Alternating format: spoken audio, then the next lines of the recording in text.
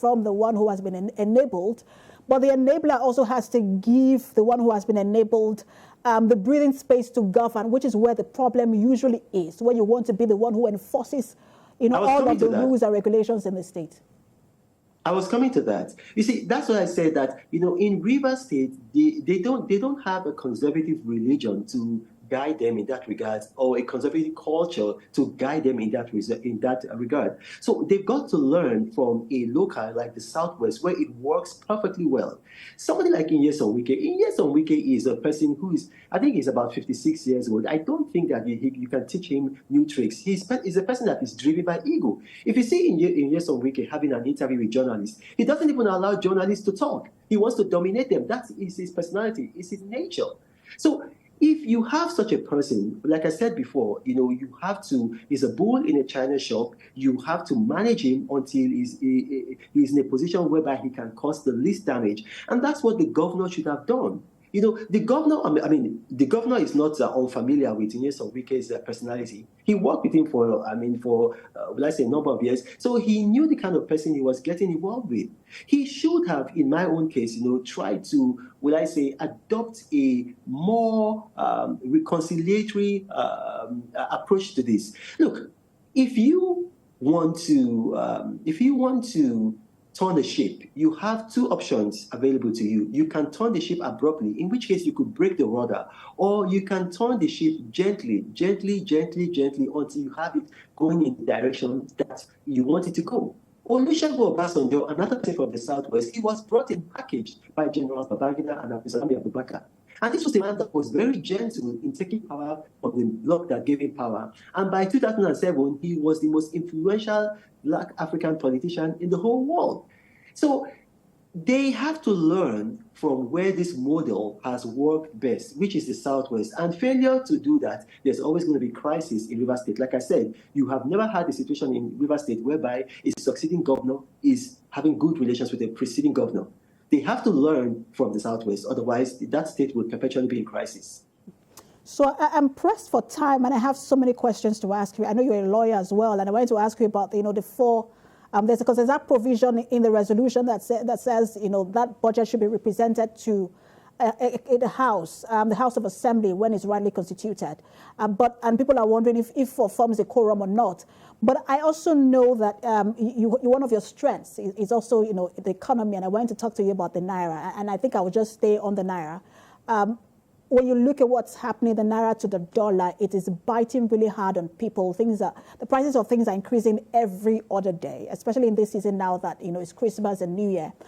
What should we do, or what should the government be doing now to just in general language, if I will use the word help in that language, the Naira, get back to at least when it was 700 or 750 against the dollar? Well, what we have to do right now is the former administration, the previous administration, Muhammadu Buhari's administration, made some very terrible mistakes. They should have floated the Naira. They didn't float the Naira, and they kept on spending $1.5 billion every month defending the Naira. Now, this administration has taken the right steps. It's taken the right steps to float the Naira. However, the president has to be more assertive. I know right now he has a governor of the central bank in place, and probably he wants to give them independence, but he's got to be more assertive. You, as the governor of the Central Bank of Nigeria, you do not take directives from the president, but you take guidance. You can take guidance from the president. If I were the president, I would have called the governor of the Central Bank of Nigeria and said, look, you have to deny forex or foreign exchange or any kind of, license to any government agency that wants to patronize a foreign good or service over a Nigerian goods or service. Take, for instance, the National Assembly going to buy those SUVs from out of the country. Look, if I were the president, I would have put pressure on the Central Bank of Nigeria to make it impossible, not cooperate with them.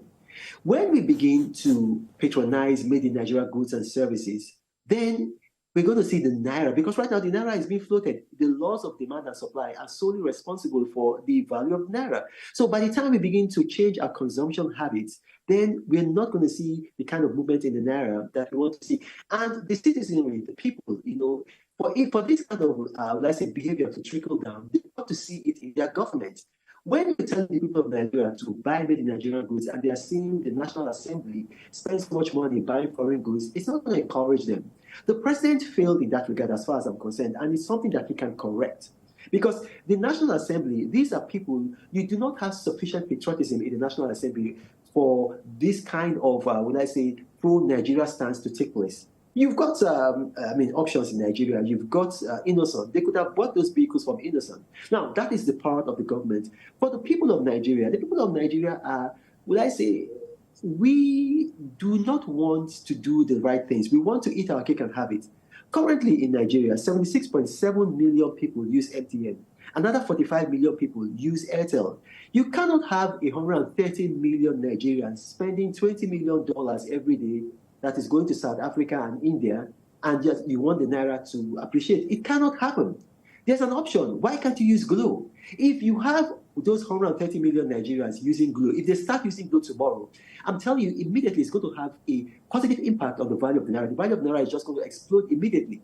So you see, even if you have Nigerians, even in their dressing habits, Nigerians, we like to wear Balenciaga, Louis Vuitton, Gucci. Now, wealthy Nigerians, elite Nigerians should begin to change their consumption habits, from the president to the governors to the Senate president to legislators. Start dressing Nigerian. Spend your money in Nigeria. That's going to make the Naira improve. And then finally, I'm going to say this also. This is very important.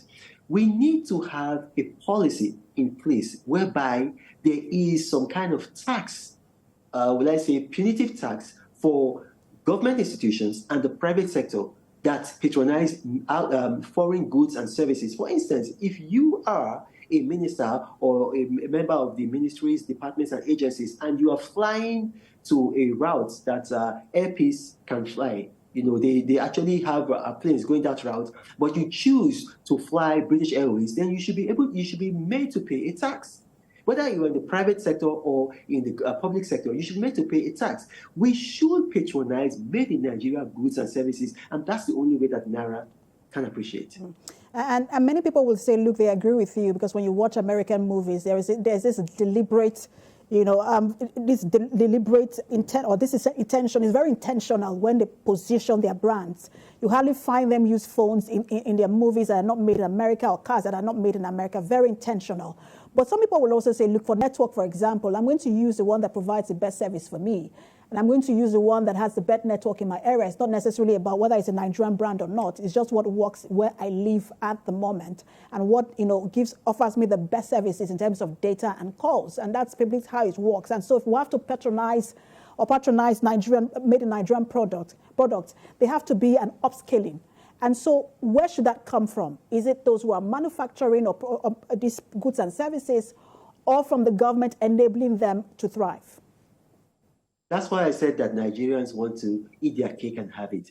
The only way that a company provides better goods and services is by patronage. So by the time you begin to patronize them more, their revenue increases, and they're able to plow back their revenue and profit to have better products and better services.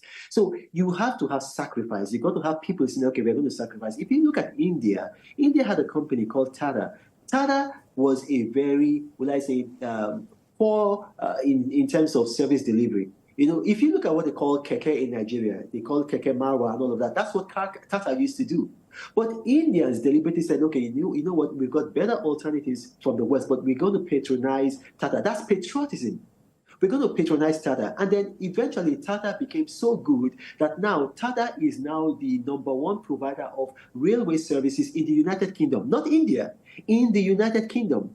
Tata is so good that when India, 3 months ago, when they landed a spacecraft in the moon, Tata was part of the people that provided the technical expertise. So I know that Glo probably might not be as good as MTN and Airtel, but as a Nigerian, if you love Nigeria, if you love the Naira, you want the Naira to appreciate, then you've got to make that, look at what I'm using, sacrifice. You've got to make that sacrifice. Without sacrifice, there's not going to be progress. I know that maybe Toyota and Nissan might make better vehicles than Innocent, but you've got to sacrifice and patronize Innocent. Don't say to yourself that, oh, he's one Igbo man. Even if he's an Igbo man, buy Igbo made. I'm very upset.